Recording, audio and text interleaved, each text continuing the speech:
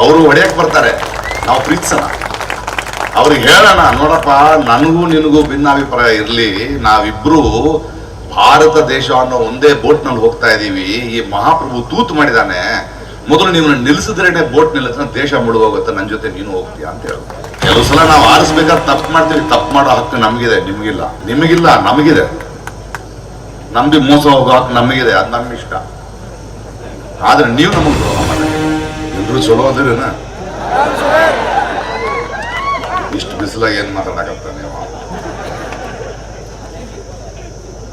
ಪಕೋಡ ಮಾಡಿದೇನೆ ಬಿಸಿ ಐತಿಲ್ಲಿ. ಆ ಮಹಾಪ್ರಭು ಅದಾನಲ್ಲ,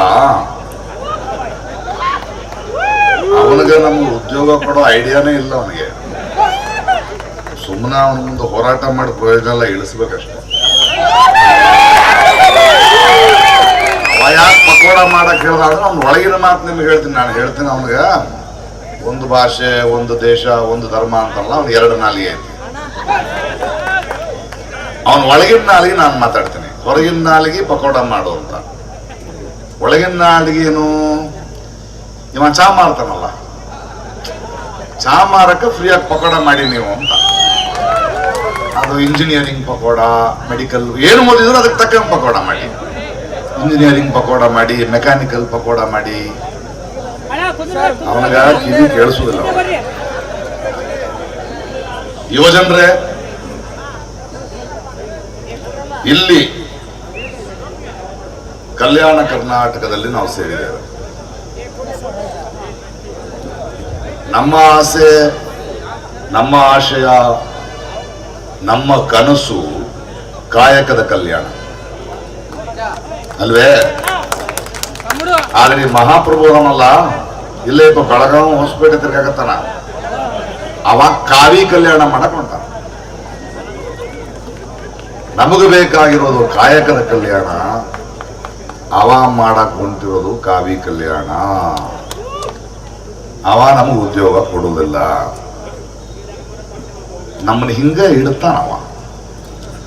ಅದಕ್ಕ ಅವನ ಈ 10 ವರ್ಷದ ಮಾತೈತಲ್ಲ, ಎರಡು ನಾಲ್ಗಿ, ಆ ನಾಲ್ಗಿ ಕತೆ ಹೇಳ್ತೀನಿ ನಿಮಗ. ನಾವು ಕೇಳಬೇಕಾದ ಪ್ರಶ್ನೆ ಇದು, ನಾವು ಅರ್ಥ ಮಾಡ್ಕೊಳ್ಬೇಕಾಗಿರೋ ನಿಜ ಇದು. ಇಲ್ಲಿ ಬಂದಂತಹ ವಿವಿಧ ಸಂಘಟನೆಗಳ ಕಾರ್ಯಕರ್ತರು, ಯುವಕರು, ನಾವು ಹೋಗಿ 10 ಜನರ ಜೊತೆ ಮಾತಾಡಬೇಕಾದ ಈ ವಿಷಯಗಳಿವೆ. 2015ರಲ್ಲಿ ಅವ ಸ್ಮಾರ್ಟ್ ಸಿಟೀಸ್ ಅಂತ 100 ಸ್ಮಾರ್ಟ್ ಸಿಟೀಸ್ ಕೊಡ್ತೀನಿ ಅಂದ, 10 ಮಾಡಿಲ್ಲ. ಉದ್ಯೋಗ ಅಂದ್ರೆ ಏನು ನಮಗೇನು ಕೇಳಿಸ್ತು? 100 ಸ್ಮಾರ್ಟ್ ಸಿಟಿ ಆದ್ರ ಇಷ್ಟು ದೊಡ್ಡ ಭಾರತ ದೇಶದಲ್ಲಿ ಇನ್ನೊಂದು 100 ಸ್ಮಾರ್ಟ್ ಸಿಟಿಗಳಾಗತ್ತವ, ಅಲ್ಲಿ ಬೆಳವಣಿಗೆ ಆಗತ್ತ, ಆಲ್ಟರ್ನೇಟಿವ್ ಎಂಪ್ಲಾಯ್ಮೆಂಟ್ ಸಿಗುತ್ತೆ, ಆಸ್ಪತ್ರೆಗಳಾಗ್ತಾವ, ರಸ್ತೆಗಳಾಗ್ತಾವ, ಶಾಲೆಗಳು ಬರ್ತಾವ, ಮೆಡಿಕಲ್ ಕಾಲೇಜ್ಗಳು ಬರ್ತಾವ, ರೈಲ್ವೆ ಸ್ಟೇಷನ್ಗಳು ಬರ್ತಾವ, ಏರ್ಪೋರ್ಟ್ಗಳು ಬರ್ತಾವ. ಆಹಾ, ನಮಗೆ ಉದ್ಯೋಗ ಬಂದಂಗ. ಅದ್ರ ಒಳಗವ ಈ ಆಸಿ ಹೇಳ್ಬಿಟ್ರ ಇದನ್ನ ನಂಬ್ಕೊಂಡು ಕುಂತಿರ್ತಾರ, ಅವನ್ ಕೆಲಸ ಅವನ್ ಮಂದಿರ ಕಟ್ಟಕ್ ಹೋದ.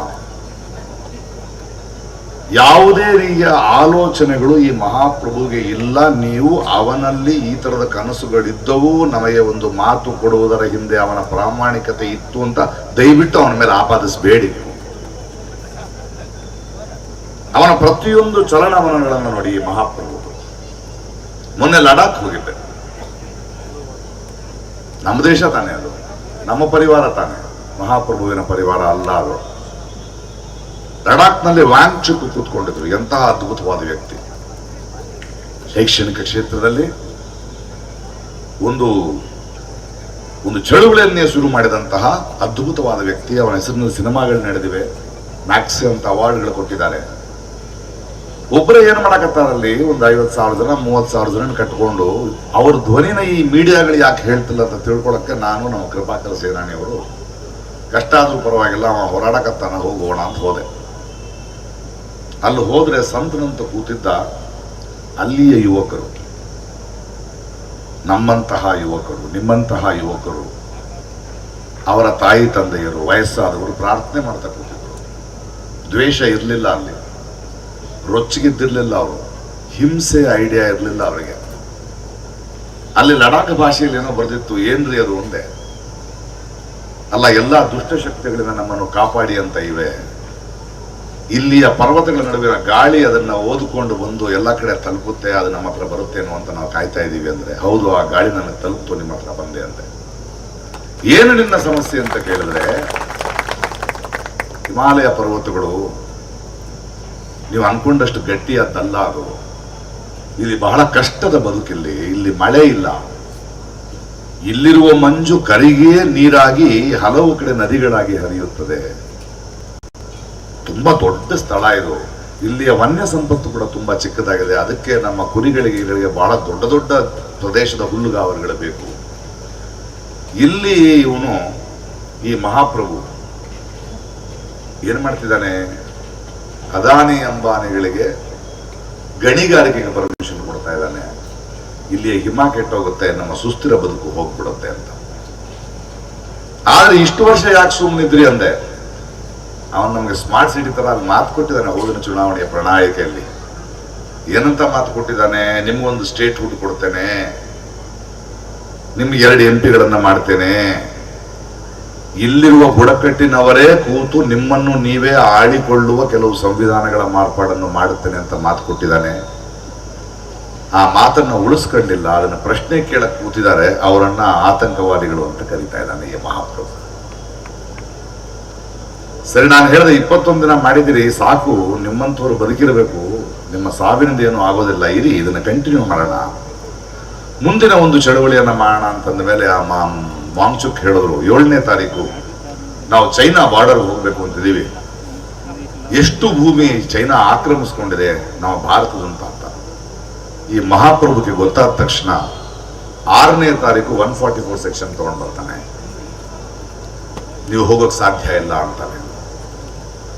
ಈ ಕಳ್ಳ ಮಹಾಪ್ರಭುಗೆ, ಈ ಸುಳ್ಳ ಮಹಾಪ್ರಭುವಿಗೆ ತಮಿಳುನಾಡಿಗೆ ಬಂದು 1.5 ಕಿಲೋಮೀಟರ್ನ ನಮ್ಮದಲ್ಲದ ಶ್ರೀಲಂಕಾದು ಅಲ್ಲದ ಕಚ್ಚೆತೀವು ಬಗ್ಗೆ ಏನಾದ್ರೂ ಚಿವುಟಿ ರಾಜಕಾರಣ ಮಾಡಕ್ ಗೊತ್ತು. ಆದರೆ ರೈತನ ಭಾಷೆಯಲ್ಲಿ ಹೇಳೋದಾದ್ರೆ 10 ಲಕ್ಷ ಎಕರೆಯನ್ನ ಚೈನಾದವರು ಆಕ್ರಮಿಸಿಕೊಂಡಿದ್ದಾರೆ. ಅದರ ಬಗ್ಗೆ ಮಾತಾಡಲ್ಲ ಅವನು. ನಮ್ಮ ಜನ, ನಮ್ಮ ಯುವಕರು ಅದನ್ನು ಹೋಗಿ ನೋಡಿದ್ರೆ ನಿಜ ಗೊತ್ತಾಗತ್ತೆ ಅಂತ ಪ್ಯಾರಾಮಿಲಿಟರಿ ಇಳಿಸಿದ್ದಾನೆ. ಕಾವಿ ಕಲ್ಯಾಣ ಆಗೋ ತನಕ ಇದನ್ನು ಮಾಡ್ತಾನೆ ಇರ್ತಾನೆ. ಇದನ್ನು ಯಂಗ್ಸ್ಟರ್ಸ್ ಅರ್ಥ ಮಾಡ್ಕೋಬೇಕು. ಪ್ರತಿಭಟಿಸ್ತೀವಿ ಅಂದ್ರೆ ಇನ್ನೊಂದು 2 ತಿಂಗಳು ಮತ್ತೆ 144 ಸೆಕ್ಷನ್ ಹಾಕ್ತಾನಂತೆ. ಏನಾಗುತ್ತೆ ಅಲ್ಲಿಯ ಯುವಕರಿಗೆ? ಅಲ್ಲಿ ಅವರ ವರಮಾನ, ಅವರ ಗಳಿಕೆ ಈ ಪೀರಿಯಡ್ ನಲ್ಲಿ ಟೂರಿಸಂ ಮಾತ್ರನೇ ಹೊಟ್ಟೆಗೆ ಹಿಟ್ಟು ಬಿಲ್ದಂಗೆ ಮಾಡ್ತಾ ಇದ್ದಾನೆ. ಯುವಕರಿಗೆ ಕೆಲಸ ಕೊಡುವ, ಯುವಕರನ್ನು ಅವರ ಕಾಲ ಮೇಲೆ ನಿಲ್ಲಿಸುವ ಯಾವುದೇ ಯೋಚನೆ ಈ ಕಳ್ಳ ಸುಳ್ಳ ಮಹಾಪ್ರಭುವಿಗೆ ಇಲ್ಲ ಅನ್ನೋದನ್ನ ನಾವು ಅರ್ಥ ಮಾಡ್ಕೋಬೇಕು. ನಾವು ಏನೇ ಹೇಳಿದ್ರು ಅವನ ಕಿವಿಗೆ ಬೀಳಲ್ಲ, ಯಾಕಂದ್ರೆ ಈ ಭಾಷೆ ಅವನ ಕಿವಿಗೆ ಕೇಳಿಸಲ್ಲ. ರೈತರ ಸಮಸ್ಯೆಯನ್ನು ಹೇಗೆ ಹ್ಯಾಂಡಲ್ ಮಾಡ್ತಾ ಇದ್ದಾನೆ ನೋಡಿ. ರೈತರಿಗೆ ಅಂದ್ರೆ ಸಾಲ ಮನ್ನಾ ಮಾಡೋದಲ್ಲ, ರೈತನಿಗೆ ಬೇಕಾಗಿರೋದು ಘನತೆ. ಇವತ್ತು ರೈತನ ಮಗ ಯಾಕೆ ರೈತ ಆಗ್ತಾ ಇಲ್ಲ? ಅದರಲ್ಲಿ ಘನತೆ ಇಲ್ಲ. ಅವನಿಗೆ ಘನತೆ ಇಲ್ಲ. ಅವನಿಗೊಂದು ಆಲ್ಟರ್ನೇಟಿವ್ ಎಂಪ್ಲಾಯ್ಮೆಂಟ್ ಇಲ್ಲ. ಬರೀ ಸಾಲ ಮನ್ನಾ ಮಾಡೋದು, ಧಾನ್ಯ ಕೊಡೋದ್ರಿಂದ ಆಗಲ್ಲ. ಅವನು ರೈತರ ಸಮಸ್ಯೆಯನ್ನು ಪರಿಹರಿಸೋದೇ ಇಲ್ಲ ಅವನು. ಯಾಕೆಂದ್ರೆ ರೈತರನ್ನ ಸಶಕ್ತರನ್ನಾಗಿ ಮಾಡಿದ್ದಾರೆ. ಅವನ ಮಕ್ಕಳು ಓದ್ತಾರೆ. ಆ ಮಕ್ಕಳು ಓದಿದ್ರೆ ಇವನು ಓಟ್ ಬೀಳಲ್ಲ. ಪ್ರಶ್ನೆ ಕೇಳ್ತಾರೆ ಮಕ್ಕಳು.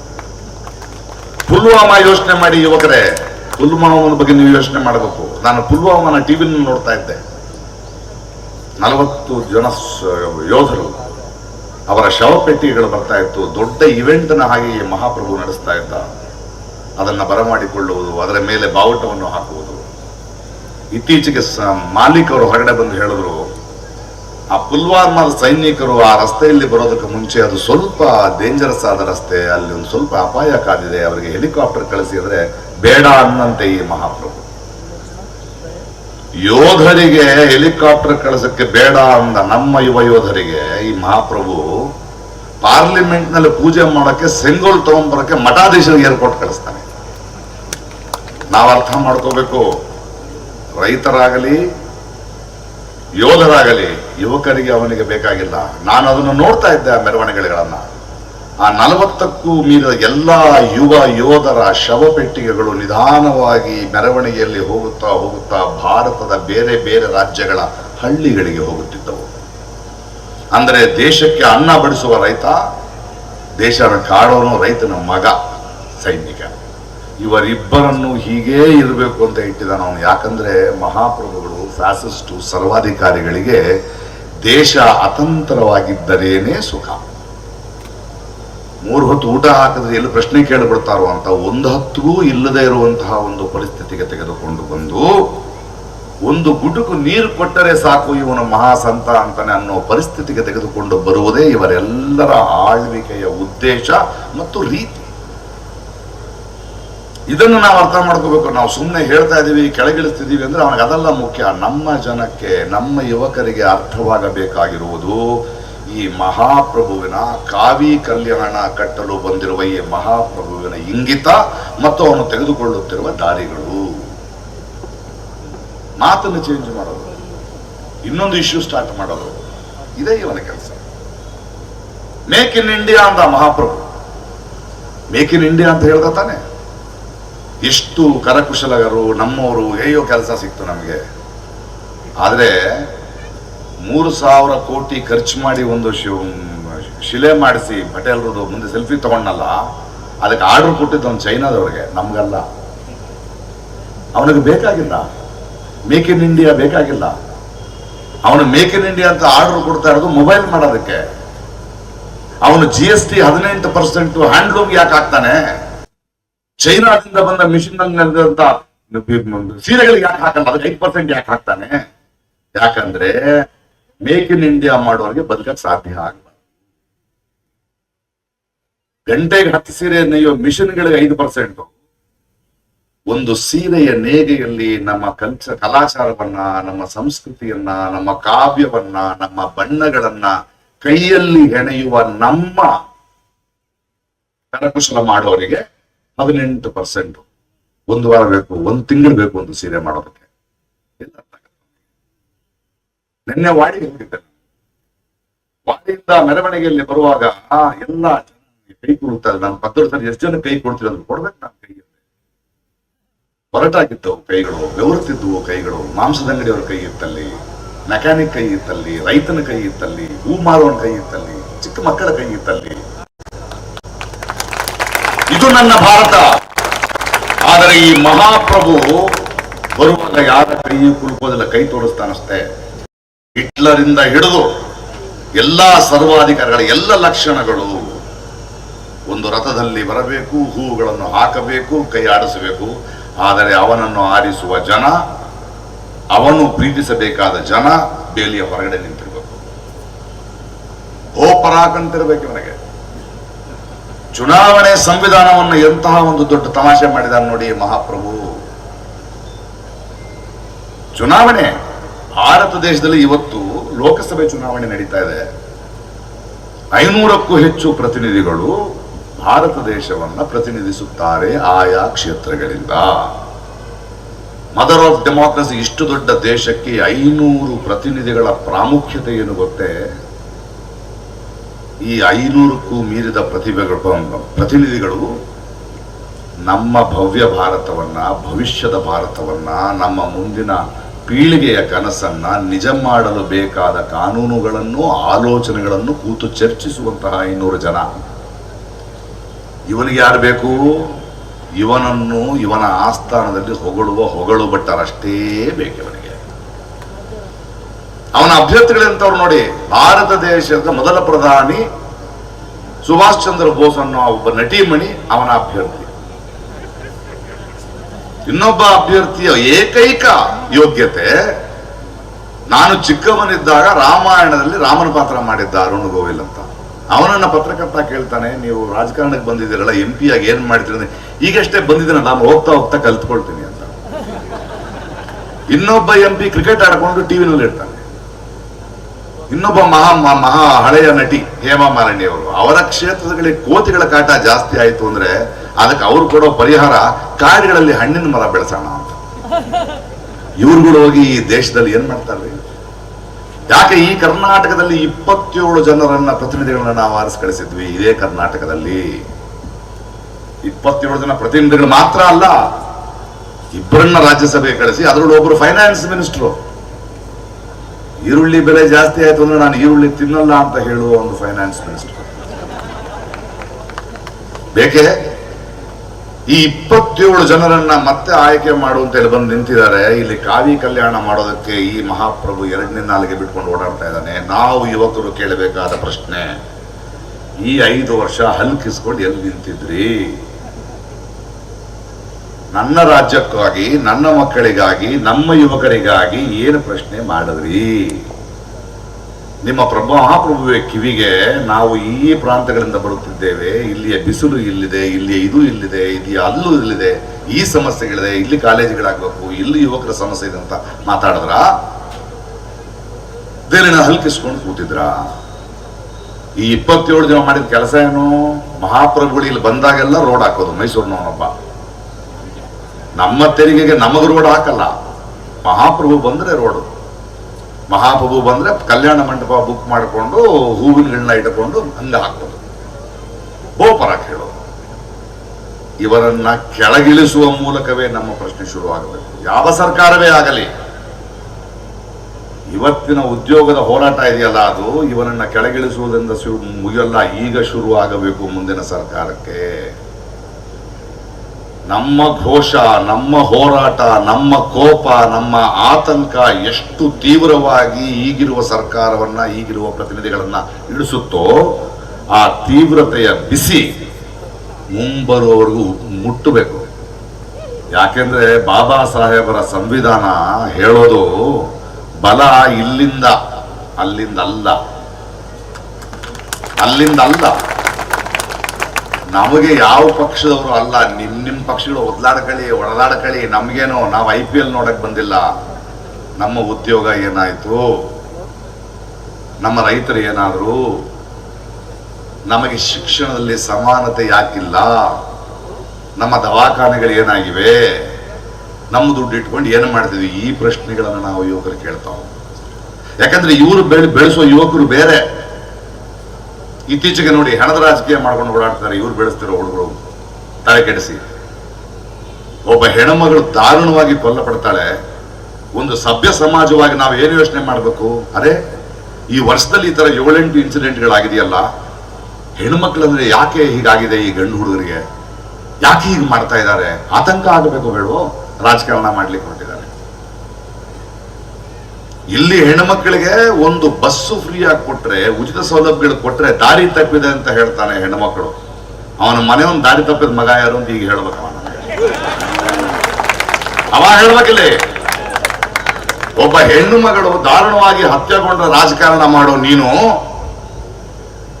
ನಿನ್ನ ದಾರಿ ತಪ್ಪಿದ ಮಗನೋ ಬೇರೆಯವರ ದಾರಿ ತಪ್ಪಿದ ಮಗನಿಂದ ಸಾವಿರಾರು ಜನ ಹಿಂದೂ ಹೆಣ್ಣು ಮಕ್ಕಳ ಮಾನ ಹರಾಜಾಗಿದೆಯಲ್ಲ, ಅದಕ್ಕೆ ಆಕ್ರೋಶ ಬರಲ್ಲ ನಿಮಗೆ?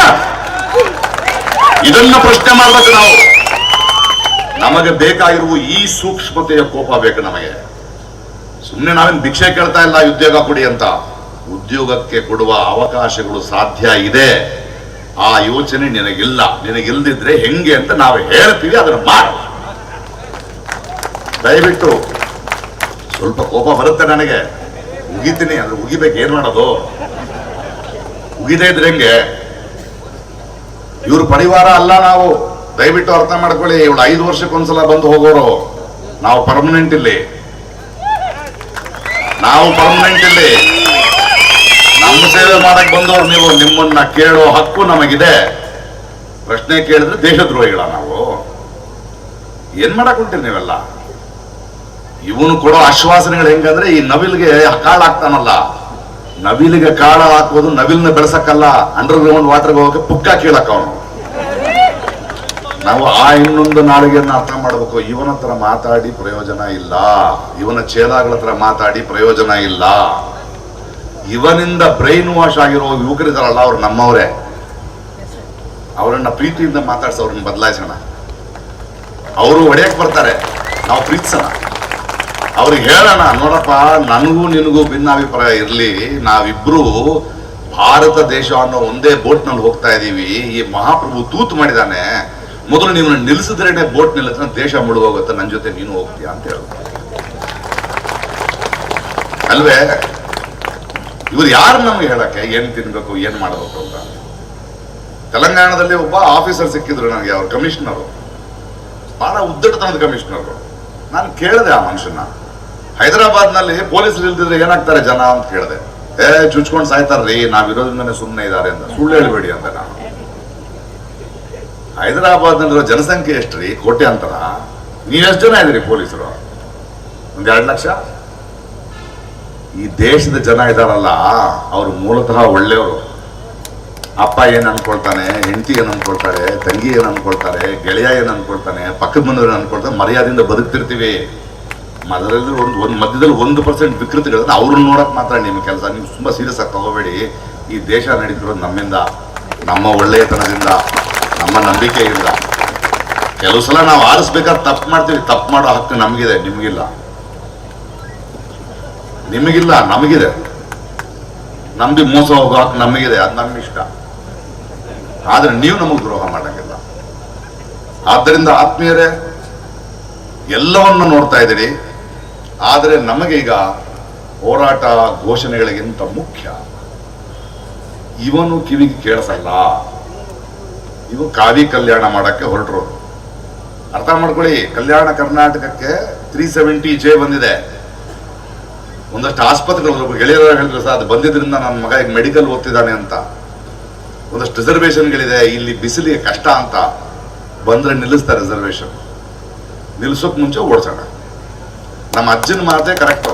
ನಮ್ಮ ಅಜ್ಜ ಹೇಳ್ತಿದ್ದ, ಗದಗಿನ ಒತ್ತ ಹೋದ್ರ ಗೋಡೆಗ ಸಿಕ್ಕೋಗ್ಬೇಕು ನೋಡು ಮಗನ, ಹಂಗು ಇವು ಹೋಗಿ ಗೋಡೆಗ ಸಿಕ್ಕೋಗ್ಬೇಕವ.